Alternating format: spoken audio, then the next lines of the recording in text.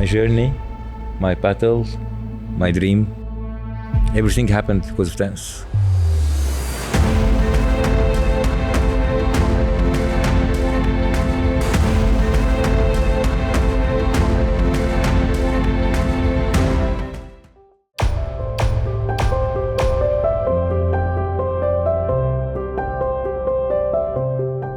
Most people think sports is about physical strength and commitment.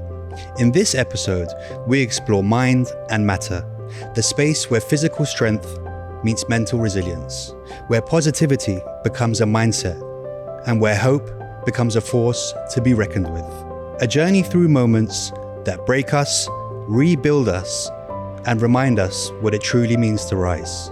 Welcome to Empowering Paths Season 2 by Mashrik, a podcast where we go beyond headlines and highlights to uncover the grit, the doubts, the breakthroughs, and the turning points that shape extraordinary journeys. Today's guest is a professional athlete whose life-changing diagnosis tested his body, his mind, and his dreams. He fought his way back to the sport he loved and turned his journey into a mission of hope for others.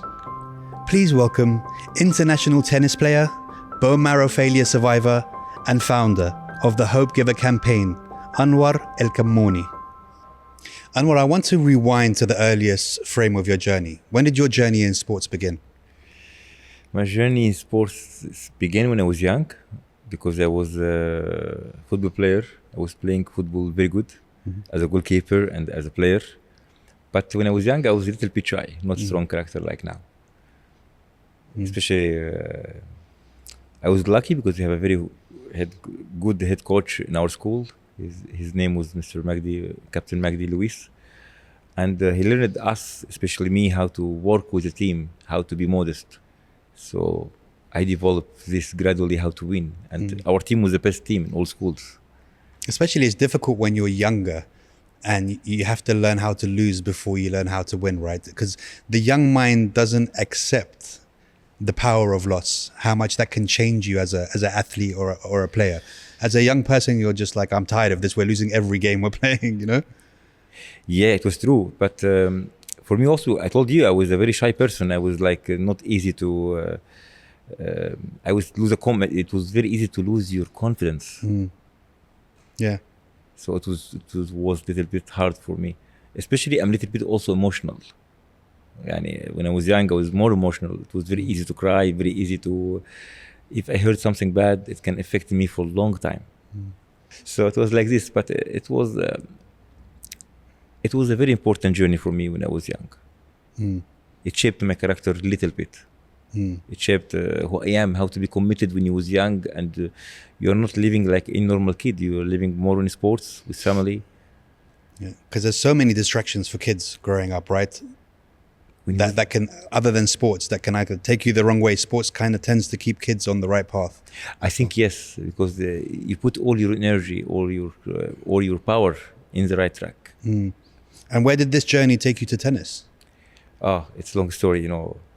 I always say, was just speaking from short time with some of my friends, is it my life, especially my life? It's my choice or it's my destiny? And I believe my life is destiny. After one of my friends told me, Anwar, you are a very strong character, you are a fighter. Why are you not playing tennis? I was 21 years old. I never watched tennis. I never follow up tennis. It's only my career was football. But I still good physically, because you know, when you was young and very well prepared physically, it's always easy to go to any sports. But tennis is different, because tennis you play when you are 4 years old. That's what I was thinking. When you told me 21, that's not a young age to start a new sport. Because it's a lot of movement, forehand, backhand, serve, volley, special movement, not like football. And my friend, he was playing tennis as professional, and so I told him, but this is impossible. He told me, no. He gave me wrong advice. So it starts with the wrong advice. He told me professional tennis players start at 4 years, but they practice 4 or 5 hours. If you practice 8 hours, it means these 3 hours. During some years, you will return everything. You will catch up all the time lost. Which is totally wrong information. Because And tennis is not only about how to learn. It takes many years to learn how to play. And to have experience of matches, it's another level. And to play tournament, it's another level, because you should play under 12, under 14, junior, then you go to professional. So how you want to reach all of this in few years? So the first word I was hearing from everybody around me is impossible. But when you were starting this journey, how realistic was it for you? Like how much of it, because there's having goals, there's having dreams, how much of it did you actually genuinely believe that you were going to become a professional tennis player? I believed in some points, and some points I don't believe, to be honest with you. Elaborate a little bit into that. What are the points that would make you feel like, this is out of reach for me? I start to play a lot. People will start to talk about you. You are practicing 6-8 hours per day. People say, what you want to reach? Always the first word I was going to ask any coach, I want to do this. So to me, Anwar, you are a nice person, but we don't want to lie to you. It's impossible. No one starts this journey in this age. You are 21 years old. I have two solutions: to give up, and I believe that I did a wrong decision, or to complete. But it was very hard mentally for me. I was practicing more than 8-9 hours a day. Imagine, to just come back to sleep from tired. And imagine you see the people 15, 16, 17 years old hitting the ball very fast, and you still learn how to hold the racket. Yeah. And you want to be like them. So I was just killing myself in practicing. And this was the biggest impossible. But doesn't that just add to the taste when you prove people wrong? It takes a long time, because, I have always something very strange. Every time I'm close to do what I want to do, it's something happened to block me. When I met another coach, he introduced me to another coach. So this coach also stopped believing in me. So it was all the time very hard to challenge. Against the odds. Against myself. Against people who think it's impossible. Against my reputation. Against me as a human being. And when I met Fernando Lona, the best coach I ever met in my life, he was top 20 in the world as a player. And one of the best coaches in the world. He told me, you play only 6 months tennis and you have this level? It's impossible. I think you can do it. This is a man who gave me the sign. That's the first one that actually believed in you. And because he said to me, what you did in 7-8 months, it takes so many years for all other players. Also, when you start late, imagine you play your practice with someone who played more than 11 years tennis, and you only 7-8 months. Yeah. He's more confident, you are less confident. Yeah. So for me, it was a good feeling that now I'm not with kids anymore. So it was something very good that I passed the level of kids, Because you can't go back. Once you've reached there, you're like, look, now I have to prove. I mean, I guess this brings me to my next question, which, we've covered a bit of how tennis has changed your life and what you learned from tennis that you couldn't learn from any other sport. Specifically, my journey with tennis was not like any tennis player. Because it started from the beginning with a high stress, doubting, start late, different challenge, different experience.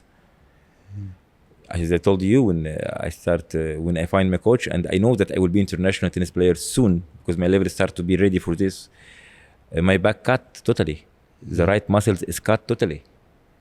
That I cannot even twist again. And when I go to the doctor Cotoro in Spain, the biggest doctor, one of the biggest doctor in the world, told me, I think you will quit tennis. Because you are now 21 years, you are in the end of 21 years old. And if you make operation for you to put something here with any twisting, it will broke again. So I start to feel, what after all of this? I understand it's 1 year maybe my journey in tennis, but for me it's like 10 years. Because every day you kill yourself. Every day it's hard for you. Every day pass very heavy, mentally, physically. And you were doubling up on the hours as well, so you were training. So when you feel, after you find the coach who believed in you, after you find the level you start to have, again your back is broke, your dream totally will be finished. Even I don't have a chance to prove to myself and to the others who doubting about me in all ways that I was correct, even to return my dignity. So I start to stop. I told myself I will not make operation. I will wait, maybe it will heal alone. And I practice on a chair for a few months. And it comes the moment I decided to stand up. and play. And I said, whatever happened, I don't care. Even if I lose my back, I don't care. Tell me the moment that changed everything. Where were you? How did it happen? What do you remember from that day? What really kind of... I have many hard moments after this. But these moments when I saw the ball coming, like anyone hits the ball for you, I feel when I hit the ball now, two things will happen. My back will broke again and it will be over, or it will be my future. It will be better and it can have any small chance to recover. It was a very hard moment, I can tell you. It was a very hard moment. And you have to know, there's nothing beside what will happen in the future. Let's talk about that, because I want to talk about when you collapsed in the tournament. After I got my international rank, and now I'm professional, I know that I need some years to lose matches, to have experience, but my level started to be there. My dream come true. Ibrahim Higazi, the biggest journalist in Egypt, wrote about my story in Ahram newspaper, which already that Anwar did the things that no one did it before. So, you know, I was thinking, this is the biggest impossible I broke. More confident, more trusting myself, extremely happy.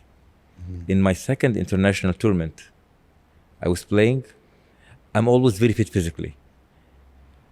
Imagine I was running 10 kilo in 42 minutes. Wow. And after the 10 kilo, I go to practice tennis easily. Wow. That's some serious cardio. Imagine this. Yeah. And every kilo, I make 200 sprint from the 10 kilo. So I was very, very, very, very fit physically. You cannot beat me physically. So that's incredible. I mean, those numbers that you're saying are not a joke. And how old were you when you were doing this? 23 years old.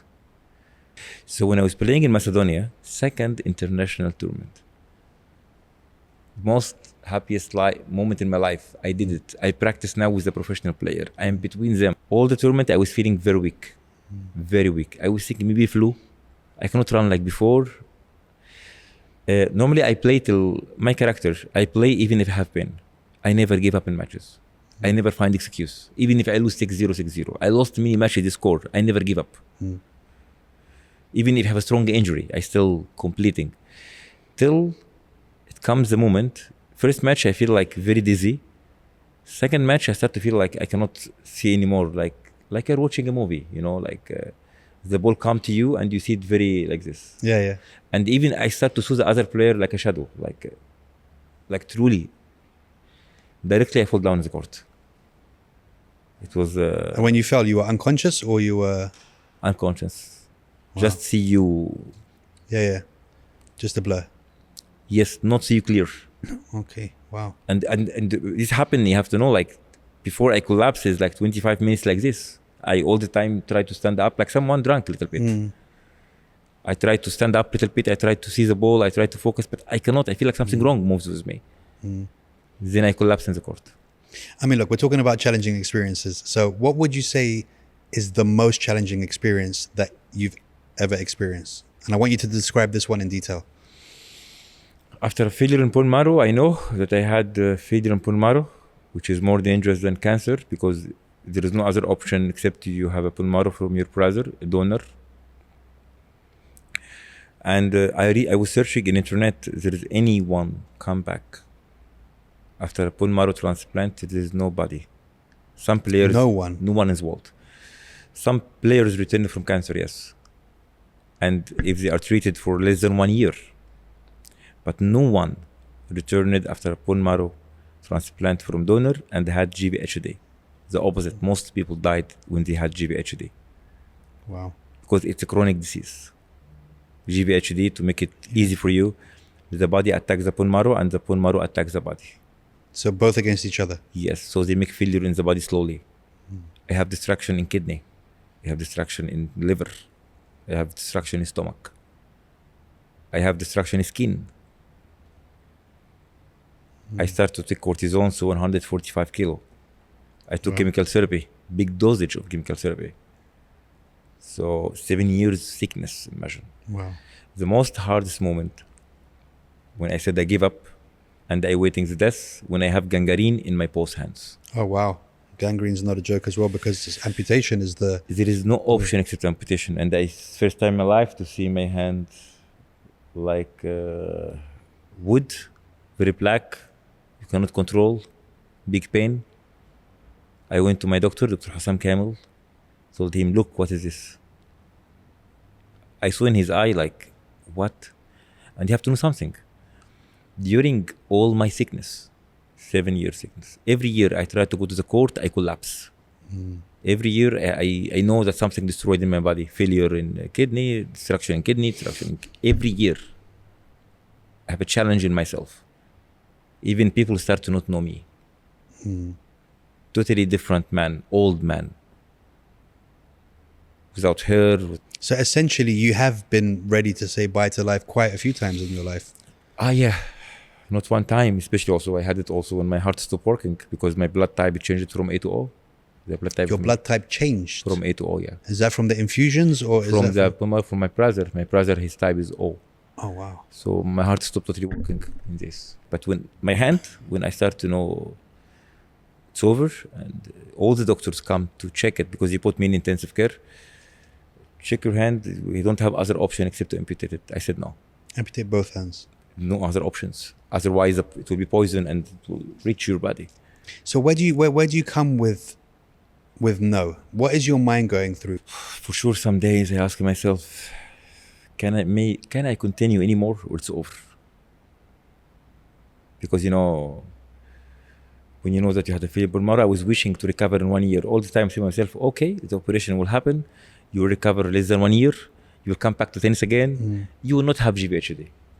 All the time I lie to myself, you will not face this. And you believe this at the time? Yes, because all the time I'm saying to myself, this will not happen to you. You will be fine. You will be good. But truly, when it comes to gangrene in my hand, I start to give up. And you have to know, when I said no, it was a very crazy decision. Yeah, because gangrene spreads very fast as well. And if you amputate your hand, you will live. But I chose the other option. But I think that's important, and that could have been one of the main defining reasons of why you made it through your sickness, because of the mental strength that you had and the belief. I believe... Because the body listens, right? First of all, it's got help. And it's a miracle from God. You have to believe in this. Secondly, it's how you react during the hard moments. Like you are in the tunnel and it's a very closed tunnel, very dark. If you keep inside the tunnel, you will live all your life in the darkness.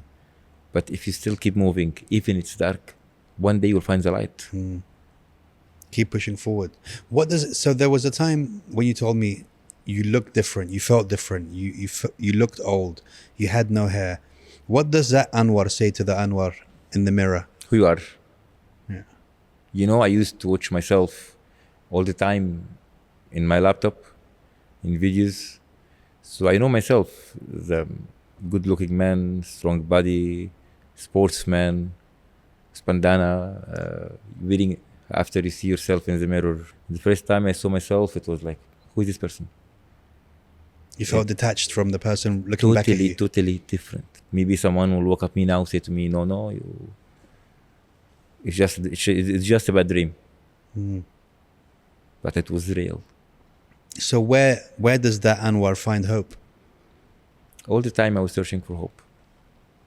All the time I was saying to myself, this is the last challenge you will have, after everything will be fine. I know my life is full of drama, but my character is full of comedy also. I like to joke. Yeah, but that's smile. Because you're Egyptian, it's in the blood, bro. In the blood. Do you sometimes just hear people complaining and just be like, if you knew my story, you would be so happy right now?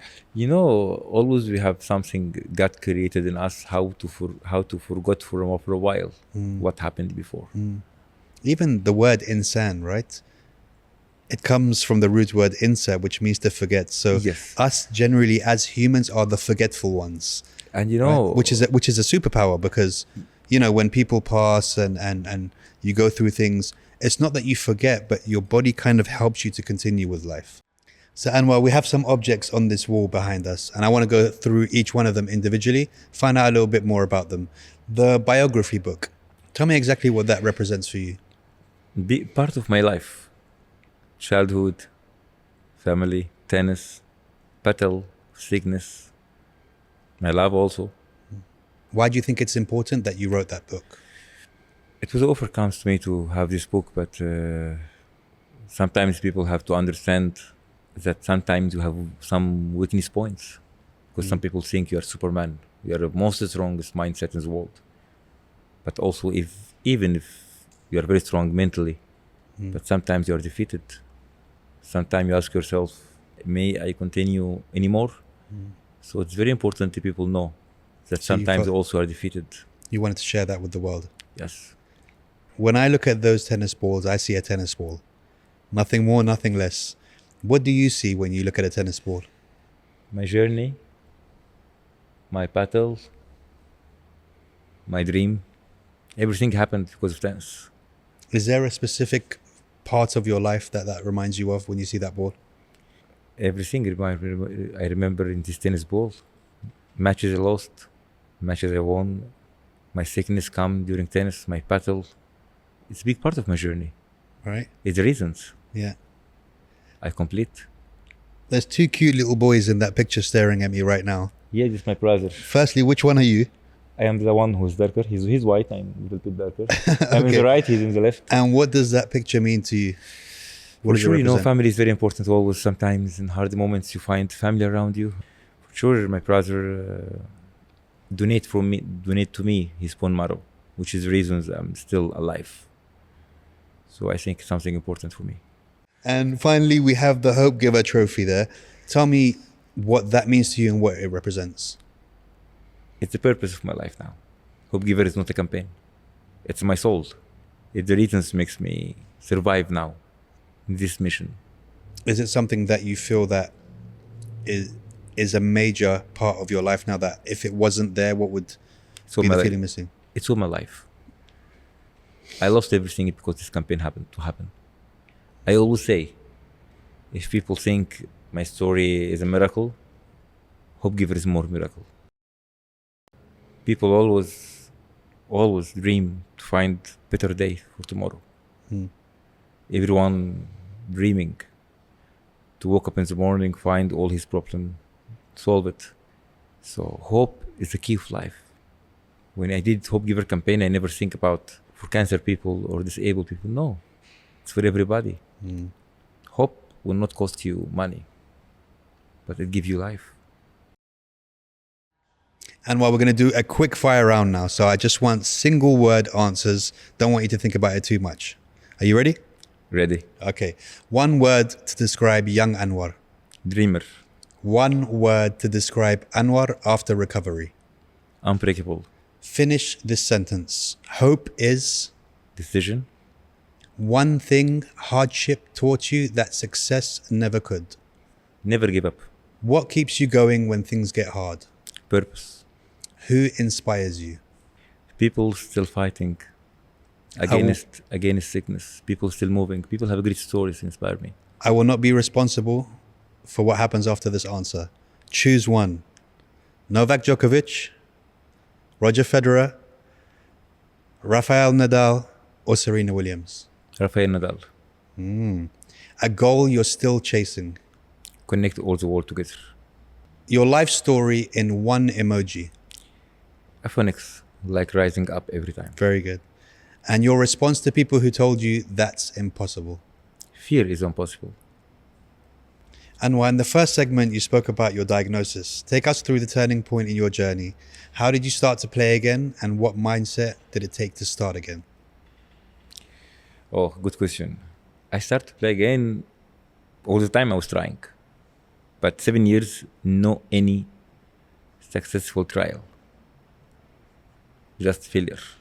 Every time I try, doesn't work. Every time I try, I go to hospital again. Wow. So many injuries.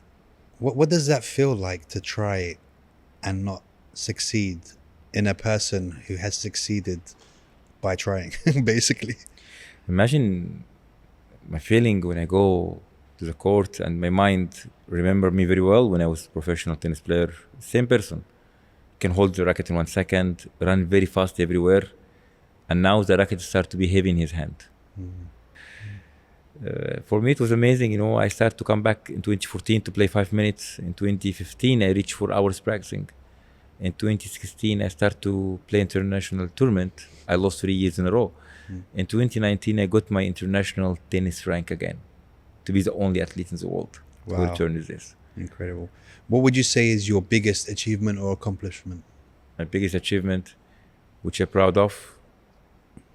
Not only the only athlete who achieved this. It's Hope Giver campaign. It's the most thing I'm proud of. So at what point did you realize that your story could help others survive? I don't know the value of me to be survival for others. You don't realize the impact that you're having on other people. I don't know this. And it's happening in parallel to your own journey as well. People sometimes watching you crying because they saw their journey in you. They saw their hard moments in you. They understand that the hard times they will have now, it will pass like me. They understand it's hope that tomorrow they will be like me. So let's talk about it in more detail. I want to talk about the Hope Giver campaign. What's been the most rewarding part for you in helping others? Hope Giver campaign for me, it is not just a big movement. It's my soul, as I told you. It's my purpose in life. It's the reasons makes me still survive. Because I believe Hope Giver campaign not only for people who have cancer, for all of us. All of us need hope, huh? Even you. Everybody here need hope. Everybody dream that tomorrow his life will be better. It's hope. Hope is the reason makes you complete. So Hope Giver campaign move in 5 pillars. First pillar I always think about it is entertainment. When you make sometimes for patients, cancer disabled activities to forget the pain even for a short time. To live their life, to go to snowing, go to hear music, to go to make sports. So it's very important, this part, entertainment. And we make always in closing and the opening ceremony a big entertainment part. Second part in Hope Giver campaign, the conference of health and sports, which we do it mainly in France every year. We support them every year to make this conference, to include the doctors, people have a story like me, speak about their experience, how they pass. Third part of Hope Giver campaign is the volunteering, to encourage people to spread these messages and to everyone have a story, spread it, and make the people give time to support the others and understand how it's very important to give back to community. So fourth part we do is humanitarian projects. We do is going to include supporting the women. We give them skills. We support this through try to give them skills to work and to have a product to can have their own income, and the profit of this go to their children to educate them. And also we support in the campaign Bahia Foundation, which is very specialized in breast cancer of women, and also Al Nas Hospital, which support children who have heart disease. Hope Giver campaign reached 23 countries around the world. Wow, that many countries. Yes, this is the reason why it's one of the biggest movement around the world. Because in many events in Cannes, in Monaco, in Paris, in Munich, in Spain, in Italy, Mexico, Emirates, as us now. So when this message people see it, they should be involved in it. To try to walk up the humanitarian part in you. It's very important to have entertainment. It's very important to be in big events. But also it's very important to try to make someone happy. So it's very important to support others. I always say if you want love, give love. If you want help, give help. If you want peace, give peace. What you will do, what you will give, is what you will receive. What goes around comes around. Yes. Anwar, you have an incredible story, and you've definitely inspired me, and it's been incredible having this conversation with you and hearing all the stuff that you do. It's also a pleasure to have this conversation with you. Anwar, it's time to leave a mark. What message do you want to leave for those people who feel like their dream is far away from them? Never give up. Move always forward. Maybe it's dark now, but sun will come one day. Beautiful. You have to move forward. Beautiful. Let's get signing. Never give up. Even it's very hard. Move till you find the light. You will not live all your life in the darkness. For sure, sun will come one day. Just believe and move. Even if you feel defeated, one day we'll win. Anwar Elkamony's journey shows us how challenge turns into resilience, how struggle turns into purpose, when the impossible becomes fuel and grit becomes glory.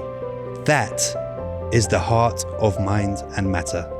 From survival to legacy, Anwar transformed his hardest chapter into a message of hope for others. This was Empowering Paths Season 2 by Mashrik. From his journey to yours, empowering you to rise every day.